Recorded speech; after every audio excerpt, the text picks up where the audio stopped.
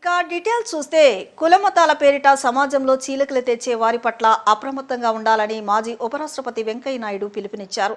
రాజకీయ నాయకులు చేస్తున్న తప్పుడు ఆరోపణలపై మేధావులు నోరు విప్పాలని ఆయన సూచించారు. ప్రజల్లో చైతన్యపరుస్తూ సరైన మార్గంలో మళ్లించాలని ఆయన కోరారు. కృత్రిమ మేధస్సు సమాజ శ్రేయస్సుకు ఉపయోగించాలే కానీ విపరీత ధోరణులకు దారితీసే విధంగా ఉండకూడదని ఆయన సూచించారు. పీబీ సిద్ధార్థ కళాశాల అల్యూమిని అసోసియేషన్ స్వర్ణోత్సవ వేడుకలు విజయవాడలో ఘనంగా ప్రారంభమయ్యాయి. స్థానిక సిద్ధార్థ ఆడిటోరియంలో 2 రోజుల పాటు కొనసాగే ఈ వేడుకలను మాజీ ఉపరాష్ట్రపతి వెంకయ్య నాయుడు జ్యోతి వెలిగించి లాంఛనంగా ప్రారంభించారు. అనంతరం ఏర్పాటైన సభలో ఆయన మాట్లాడుతూ సిద్ధార్థ కళాశాల దేశ రాష్ట్ర ప్రగతిలో కీలక పాత్ర పోషించిందన్నారు. క్రమశిక్షణ, నిబద్ధత, అంకిత భావంతో కళాశాల సాధించిన విజయాలు స్ఫూర్తిదాయకమని కొనియాడారు. కన్న తల్లిని, మాతృదేశాన్ని, గురువును మర్చిపోయినవాడు మనిషి కాదని, ఎంత ఎత్తు ఎదిగినా వీటిని మర్చిపోరాదన్నారు. సిద్ధార్థ పూర్వ విద్యార్థులు పరిశోధనలపై దృష్టి సారించాలని సూచించారు. జూనియర్లకు గైడెన్స్ ఇస్తూ సన్మార్గంలో నడిపించాలని సూచించారు. ఇటీవల చోటు చేసుకున్న కొన్ని పరిణామాలు ఆందోళన కలిగిస్తున్నాయని, సమాజంలో సరైన దిశలో నడిపించేందుకు భారతీయ సంప్రదాయాలు అత్యుత్తమమని ఆయన అభిప్రాయపడ్డారు. తక్షశిల, నలంద వంటి అనేక విశ్వవిద్యాలయాలు ప్రపంచానికి ఆదర్శంగా నిలిచాయని, దేశాన్ని విశ్వగురువుగా నిలిపాయని వివరించారు. ప్రస్తుతం వస్తున్న ఆర్టిఫిషియల్ ఇంటెలిజెన్స్ మానవ శ్రేయస్సుకు ఉపయోగించుకోవాలన్నారు. దీనివల్ల ఉపాధి అవకాశాలు తగ్గే అవకాశం ఉందని ఆయన ఒకంత ఆందోళన వ్యక్తం చేశారు.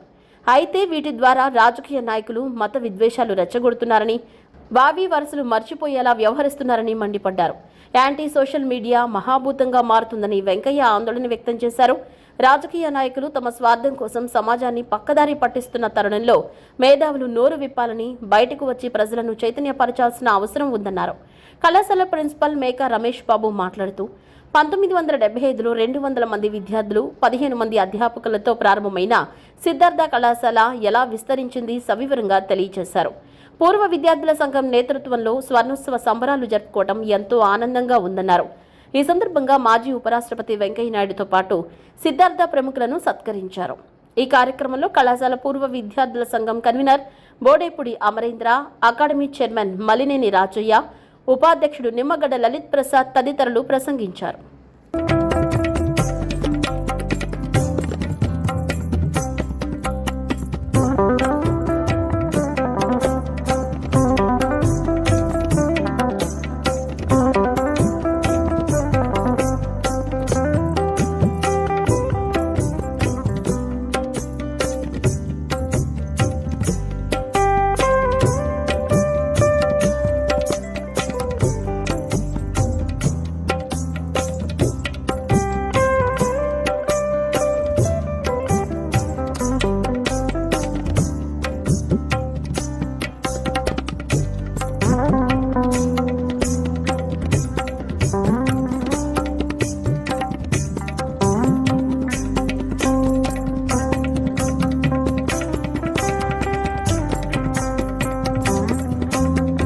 Parvathaneni Brahmaiah, Siddhartha college of arts and science విద్యార్థుల సంఘ స్వర్ణోత్సవాలకు రావడం, మిమ్మల్ని అందరినీ కలవడం చాలా సంతోషంగా ఉంది.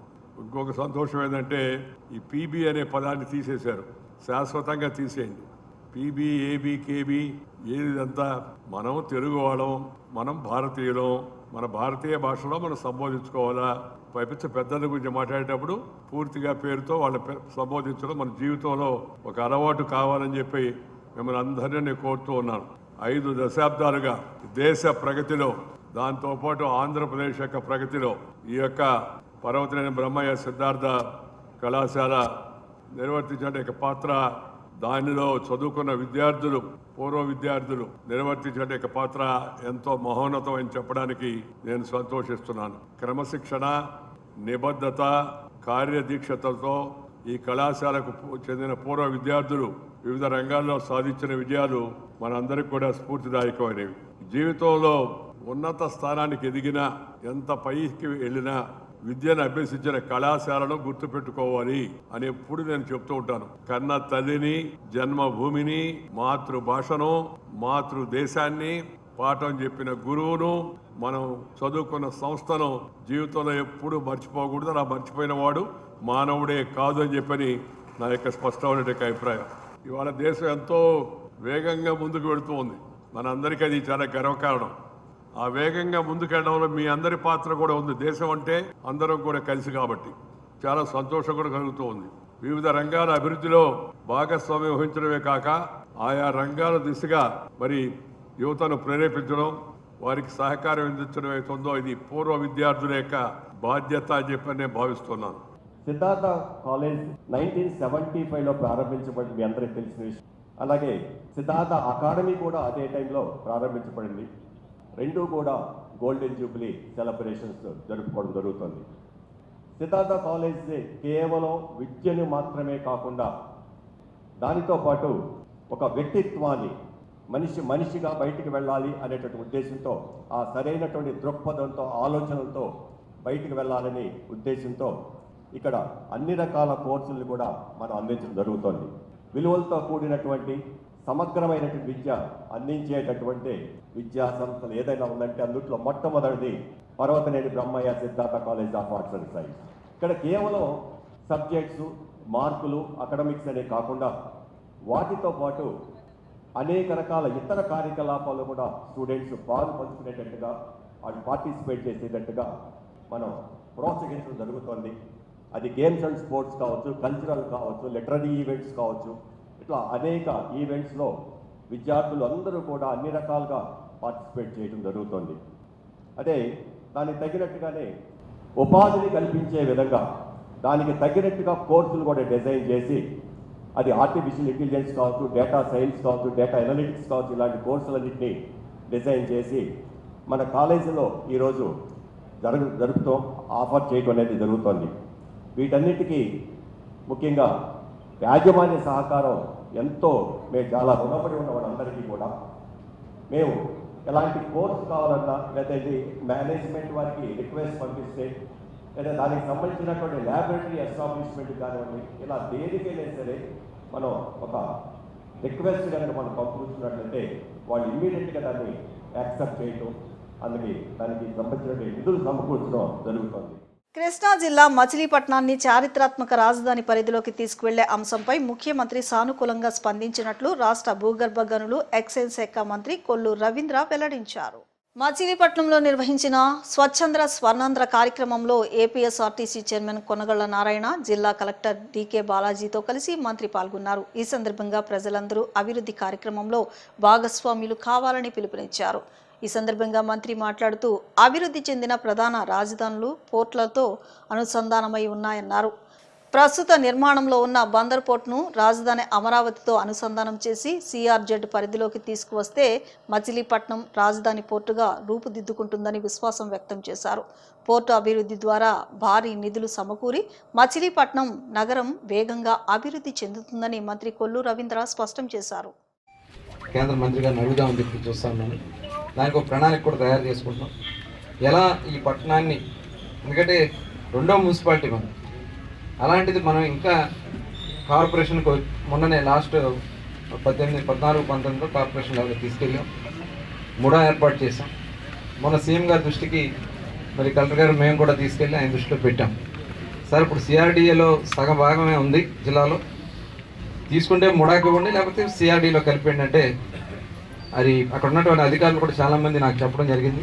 ఎందుకంటే అభివృద్ధి చెందిన దాదాపు చాలా రాజధానులు, ఇప్పుడు కలకత్తా కానీ, మద్రాస్ కానీ, బాంబే కానీ, వీటన్నిటికీ ఒక పోర్ట్ ఉంది. అమరావతి కూడా పోర్ట్ కావాలి కాబట్టి మచిలీపట్నాన్ని మనం కానీ సిఆర్డీలో కలిపితే మచిలీపట్నం పోర్టు అమరావతి గేట్వేగా ఉంటుందని చెప్పి చెప్పడం జరిగింది. మొన్ననే మరి మొన్న కూడా మున్సిపల్ మినిస్టర్ గారితో, సిఆర్డీ కమిషనర్ గారితో కూడా కూర్చొని మాట్లాడటం కూడా జరిగింది. వారు కూడా దీనికి చాలా బాగుంటుందని చెప్పి వాళ్ళు కూడా ప్రపోజల్స్ తయారు చేస్తారు. కాబట్టి కొంత ఫండ్స్ మనకి రావడానికి అవకాశం వస్తుంది. ఆ రకంగా ఒక ప్రణాళికబద్ధంగా ముందుకెళ్ళడం కూడా జరుగుతుంది. అందరూ కూడా సహకరిస్తూ మన పట్టణాన్ని, పరిశుభ్రాన్ని అన్నీ కూడా పరిశుభ్రంగా ఉంచుకుంటూ ముందుకెళ్ళాలని మరొకసారి కోరుకుంటూ, కలెక్టర్ గారి ఆధ్వర్యంలో కూడా మన జిల్లాలో కూడా చాలా పెద్ద ఎత్తున ఈ కార్యక్రమాన్ని నిర్వహిస్తున్నారు. అలాగే మున్సిపల్ కమిషనర్ గారు వాళ్ళ సిబ్బందితో పట్టణంలో ఎక్కడో చోట కార్యక్రమాలు చేస్తున్నారు. ఇవాళ ఇందక్కడ కలెక్టర్ గారు చెప్పినట్టుగా రోగాల బారి నుంచి మనం తప్పించుకోవాలన్నా పరిశుభ్రంగా ఉంటేనే ఇవాళ చాలా ఆరోగ్యం మెరుగవుతున్నది స్పష్టంగా. అంటే స్వచ్ఛమైన నీరు, స్వచ్ఛమైన గాలి, స్వచ్ఛమైన వాతావరణం. జబ్బులకు కారణం పర్యావరణంలో ఉన్నటువంటి కొన్ని బ్యాక్టీరియాల వల్ల సంభవిస్తే ఆ బ్యాక్టీరియాలు పుట్టడానికి కారణం ఏదైతే ఈ చెత్త లేకపోతే డ్రైనేజీ. ఇవాళ అందుకనే ముఖ్యమంత్రి గారు మన అక్టోబర్ 2 గాంధీ జయంతి రోజు మనకు మచిలీపట్నానికి వచ్చారు. వచ్చి మరి ఎన్నో సంవత్సరాలుగా ఉన్నటువంటి చెత్త దగ్గర 1,00,000 టన్నులు ఉంది చెత్త డంపింగ్ యార్డ్లో. ఇవాళ దాదాపు క్లియర్ అయిపోతాం. నగరంలో ప్రధానమైన రోడ్లను పీపీపీ పద్ధతిలో ప్రైవేట్ పరం చేసే అంశాన్ని కౌన్సిల్లో తిరస్కరించామని నగర మేయర్ రాయన భాగ్యలక్ష్మి స్పష్టం చేశారు. 165 అంశాలపై కౌన్సిల్ సమావేశంలో చర్చించి నగరాభివృద్ధి కోసం కొన్ని నిర్ణయాలు తీసుకున్నామని ఆమె చెప్పారు. నగరాభివృద్ధి కోసం కార్పొరేటర్లు, అధికారులు వివిధ అంశాలపై చర్చించి పలు నిర్ణయాలు తీసుకోవడం జరిగిందని తెలిపారు.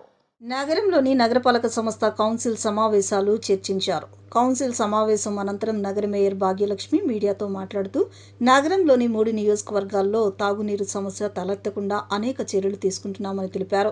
నగరంలో కాలువల్లో పేరుకుపోయిన చెత్త చెదారాన్ని తొలగించి పరిశుభ్రంగా ఉంచేందుకు యుద్ధ ప్రాతిపదికన పనులు చేపడుతున్నట్లు చెప్పారు. ముఖ్యంగా దోమల సమస్య కారణంగా నగరంలోని అనేక డివిజన్లో ఉంటున్న ప్రజలు తీవ్ర ఇబ్బందులకు గురవుతున్నారని అన్నారు. ప్రజల ఆరోగ్య సమస్యల దృష్టిలో ఉంచుకుని దోమల నివారణకు ప్రత్యేక చర్యలు తీసుకోవాలని కోరారు. నగరంలోని వివిధ అభివృద్ధి కార్యక్రమాలు వేగవంతంగా చేసేందుకు నిర్ణయం తీసుకోవడం జరిగిందని చెప్పారు.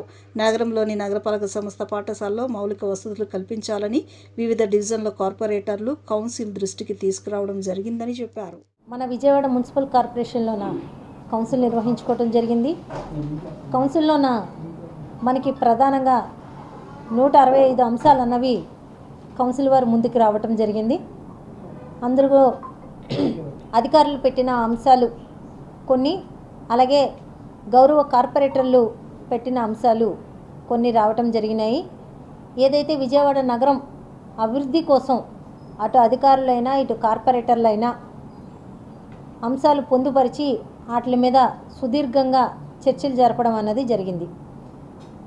ఈరోజు ముఖ్యంగా మనకి రేపటి నెల నుంచి ఏదైతే మార్చి నెల నుంచి మనకి వేసవి కాలం అన్నది మొదలవుతుందో విజయవాడ నగర ప్రజలు ఎక్కడ మంచినీటికి ఇబ్బంది లేకుండా, నీటి ఎద్దడి ఎక్కడా లేకుండా అన్ని డివిజన్ల వారికి, అన్ని నియోజకవర్గాల వారికి, ప్రజలందరికీ మంచినీళ్ళు పూర్తి స్థాయిలో డ్రింకింగ్ వాటర్ అందే విధంగా చర్యలు చేపట్టడానికి అటు పైప్ లైన్లు కానీ లేదా ఇటు నూతనంగా నిర్మించిన వాటర్ ట్యాంకులు పూర్తయిపోయినా కానీ చిన్న చిన్న పనుల వల్ల ఆ వాటర్ ట్యాంకులు ఇంకా యూజింగ్లోకి రాలేదు.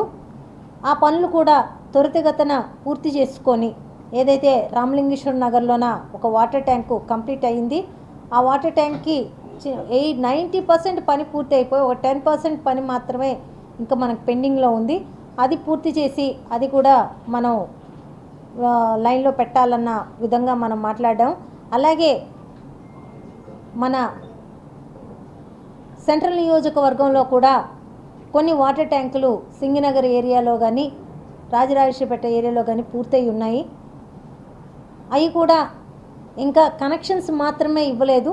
అవి కూడా పూర్తి చేసుకొని త్వరితగతిన వాటర్ ప్రజలకి పూర్తి స్థాయిలో ఎండాకాలంలో ఎలాంటి ఇబ్బంది లేకుండా వాటర్ ఇవ్వాలని మన ఏదైతే వాటర్ పైప్ లైన్లు ఉన్నాయో పైప్ లైన్లు కూడా ఇంకా మార్చాల్సిన పైప్ లైన్లు ఉన్నాయి. ఆ మార్చాల్సిన పైప్ లైన్లు కూడా త్వరితగతిన పూర్తి చేసి ఎలాంటి ఇబ్బంది లేకుండా వాటర్ ఇవ్వాలని దాని గురించి సుదీర్ఘంగా చర్చ జరగడం జరిగింది. డ్రగ్స్ పై ఈగల్ టీం ఉక్కుపాదం మోపుతుందని ఈగల్ టీం ఐజీ రవికృష్ణ తెలిపారు. రాష్ట్రంలో జీరో డ్రగ్స్, గంజాయి తమ ధ్యేయమని ఐజీ రవికృష్ణ పేర్కొన్నారు. డ్రగ్స్ నియంత్రణలో 96 నిరోధాత్మక నిర్బంధాలు అమలు చేసి ఆర్థిక దర్యాప్తు ద్వారా 9,11,00,000 విలువైన ఆస్తులను స్వాధీనం చేసుకున్నామని తెలిపారు. 1,12,400 కిలోల గంజాయిని శాస్త్రీయ విధానంలో దహనం చేశామన్నారు.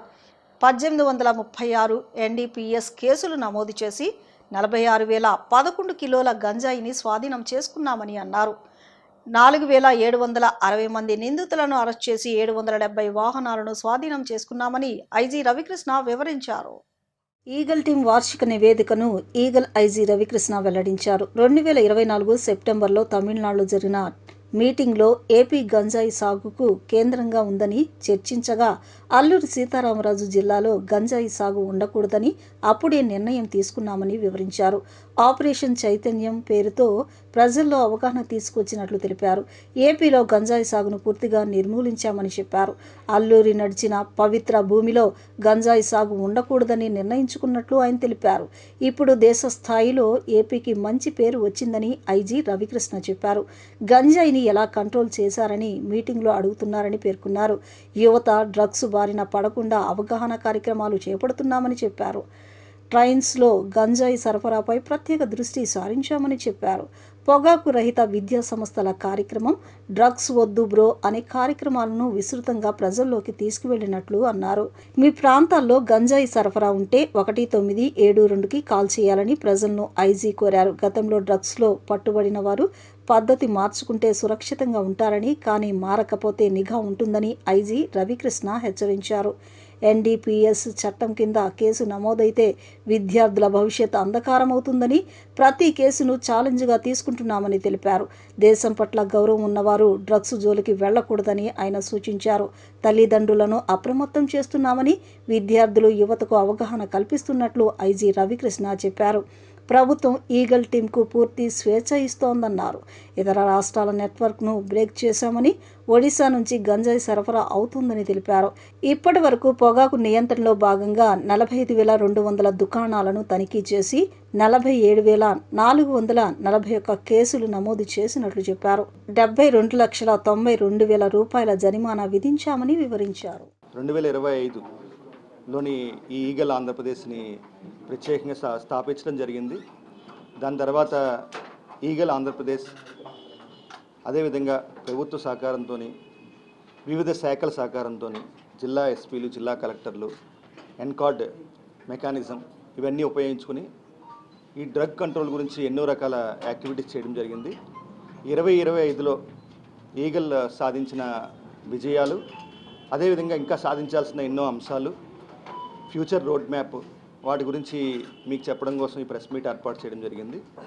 ప్రధానంగా మనకి గతంలోని 2024 సెప్టెంబర్లోని తమిళనాడులో ఒక మీటింగ్ జరిగింది.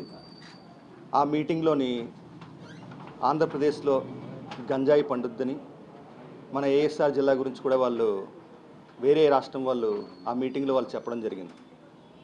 ఆ రోజు వెనక్కి వచ్చిన తర్వాత ఒక మీడియా సమావేశంలో కూడా ఆ రోజు ఒక సంకల్పం మేము నిర్ణయించుకోవడం జరిగింది. ఆంధ్రప్రదేశ్లో ఏఎస్ఆర్ జిల్లా, అల్లూరి సీతారామరాజు జిల్లా, అల్లూరి నడిచిన నేలకి అటువంటి పేరు ఉండకూడదనే ఉద్దేశంతో ఒక దృఢ సంకల్పంతో ఆ రోజు నుంచి కార్యాచరణ రూపొందించడం జరిగింది. దాంట్లో భాగంగా ఎన్కార్డ్ మెకానిజంలోని జిల్లా పోలీస్ యంత్రాంగం, అదేవిధంగా కలెక్టర్ కార్యాలయం, వివిధ శాఖలు అన్ని సమన్వయంతో ఒక బృహత్తరమైన కార్యక్రమం మొదలుపెట్టడం జరిగింది. దాన్ని ఆపరేషన్ చైతన్యంగా మనం చెప్పుకుంటున్నాం. దాంట్లో ప్రధానంగా డ్రోన్ సర్వేలెన్సు, ఎడ్రిన్ శాటిలైట్సు, అదేవిధంగా కార్డినెన్స్ సర్చ్ ఆపరేషన్, విస్తృతమైన awareness campaigns, alternative crop support, ఇవన్నీ ఒక బహుముఖ వ్యూహంతో ముందుకెళ్ళడం వల్ల ఈరోజు మనకి ఆంధ్రప్రదేశ్లో గంజాయి సాగుని పూర్తిగా నిర్మూలించడం జరిగింది. మనకి ప్రధానంగా అల్లూరి నడిచిన నేల చాలా పవిత్రమైన నేల.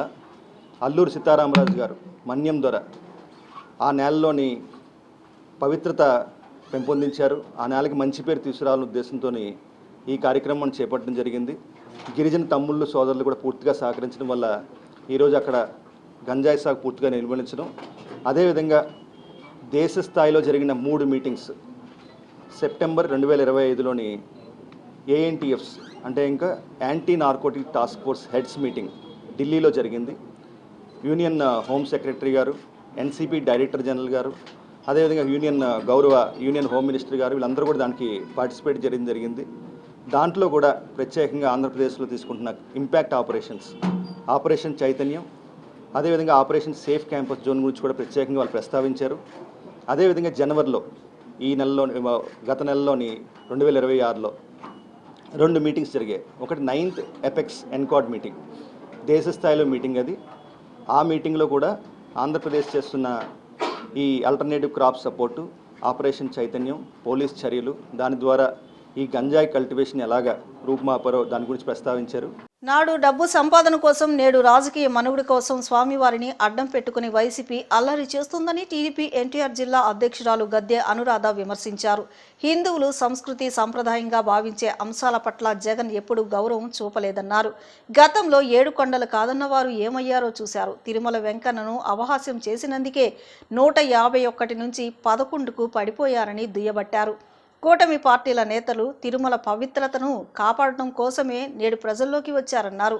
అందరి మత విశ్వాసాలను గౌరవించాలన్నదే సీఎం చంద్రబాబు నాయుడు ఆకాంక్షని ఆమె పేర్కొన్నారు. శాసన మండలిలోని వైసీపీ ఎమ్మెల్సీలు శ్రీవారి చిత్రపటాలు తీసుకువచ్చిన వైఖరిని ఎన్టీఆర్ జిల్లా టీడీపీ అధ్యక్షురాలు గద్దె అనురాధ, ఎమ్మెల్యే గద్దె రామ్మోహన్, ఎన్టీఆర్ జిల్లా బీజేపీ అధ్యక్షులు అడ్డూరి శ్రీరామ్, జనసేన నాయకులు గాదిరెడ్డి అమ్ములు, ఎన్డీఏ కూటమి నాయకులు ఖండించారు. విజయవాడ గురునానక్ రోడ్లోని ఎంపీ కేశినేని శివనాథ్ కార్యాలయంలో విలేకరుల సమావేశాన్ని నిర్వహించారు. వైసీపీ ఎమ్మెల్సీల తీరును తప్పుపట్టారు.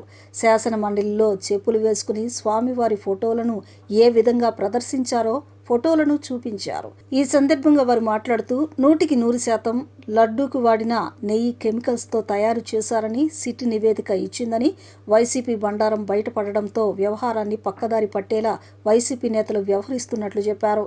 జగన్ అసలు కల్తీ లేదని చెబితే వైవి సుబ్బారెడ్డి కల్తీ జరిగిందని ప్రకటించారని, వైసీపీ నేతలు తిరుమలను ఆదాయ వనరుగా మార్చుకుని అనేక పాపాలకు పాల్పడ్డారని అన్నారు. చెప్పులు బూట్లు వేసుకుని మరీ స్వామి ఫోటోతో హిందువుల మనోభావాలను దెబ్బతీశారన్నారు. తప్పు చేసి దొరికిపోయిన వైసీపీ నేతలు ప్రజలకు బహిరంగ క్షమాపణలు చెప్పాలని డిమాండ్ చేశారు. మనం అతి పవిత్రంగా కొలిచే వెంకటేశ్వర స్వామి లడ్డూ ప్రసాదం కల్తీ జరిగిందని ఎప్పుడైతే మరి సిట్ నివేదిక తేల్చిందో, మరి ఆనాటి నుంచి కూడా మన ఈ రోజున వైసీపీ నాయకులు కానివ్వండి, జగన్మోహన్ రెడ్డి గారు మరి రకరకాలుగా దాన్ని ఏమార్చటం కోసం తప్పు మీద తప్పు చేస్తూ ముందుకెళ్లే సందర్భంలో ఈ రోజున ఇక్కడికి విచ్చేసిన బీజేపీ అధ్యక్షులు అట్లూరి శ్రీరామ్ గారు, అదేవిధంగా మన east MLA, Vijayawada east MLA Gadde Rammohan గారికి, చైర్మన్స్ రఘురామరాజు గారు, అదేవిధంగా ఎర్రబోతుల రమణ గారు, దుర్గగుడి మెంబరు, వీరందరూ కలిసి ఈ రోజున జనసేన మా కూటమి ప్రభుత్వం మరి ఖండిస్తూ ఆ దేవదేవుడికి ఆశీస్సులు మన మీద ఉండాలి తప్పించి ఆయన కన్నెర్ర చేయకూడదనే ఒక ఉద్దేశంతో ఈ రోజున ఈ కార్యక్రమాన్ని చేపట్టడం.